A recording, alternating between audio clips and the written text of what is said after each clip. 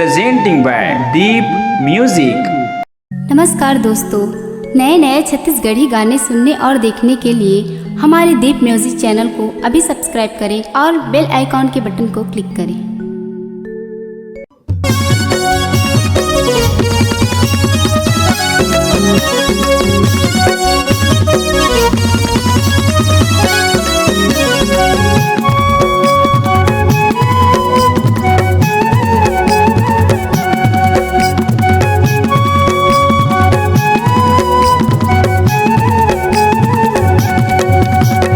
अंगना में नाचे लंगूर वो जैसे जंगल में नाचे मयूर। तोरे अंगना में नाचे लंगूर वो जैसे जंगल में नाचे मयूर। मांदर के ताल सुन के मांदर के ताल, मांदर के ताल सुन के मांदर के ताल नाचे माता के लंगूर। दाई कैसे तोरे अंगना में नाचे लंगूर वो जैसे जंगल में नाचे मयूर। तोरे अंगना में नाचे लंगूर वो जैसे जंगल में नाचे मयूर।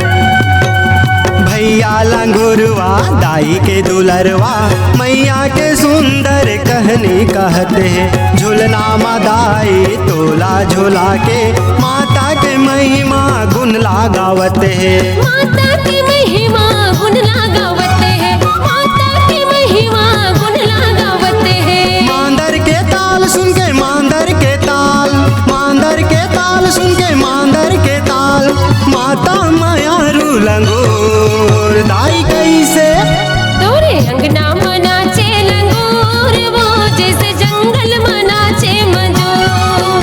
तोरे अंगना में नाचे लंगूर वो जैसे जंगल में नाचे मयूर।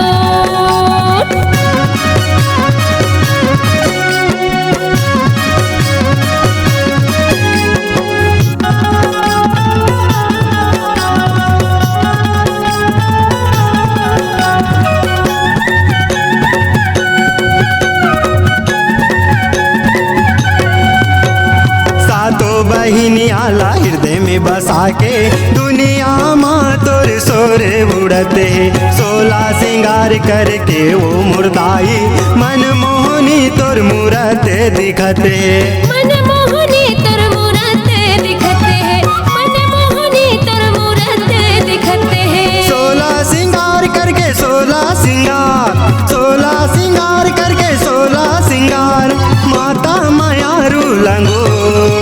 दाई कैसे तोरे अंगना में नाचे लंगूर वो जैसे जंगल में नाचे मयूर।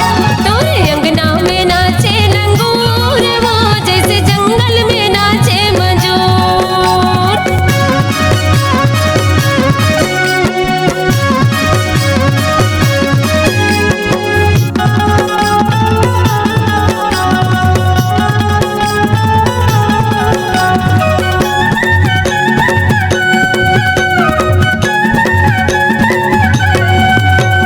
महिमा है या पेरा में पार तोरे दाई कैसे करा तोर बखान वो।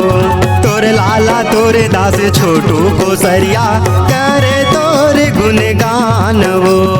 करे तोर गुणगान वो, करे तोर गुणगान वो।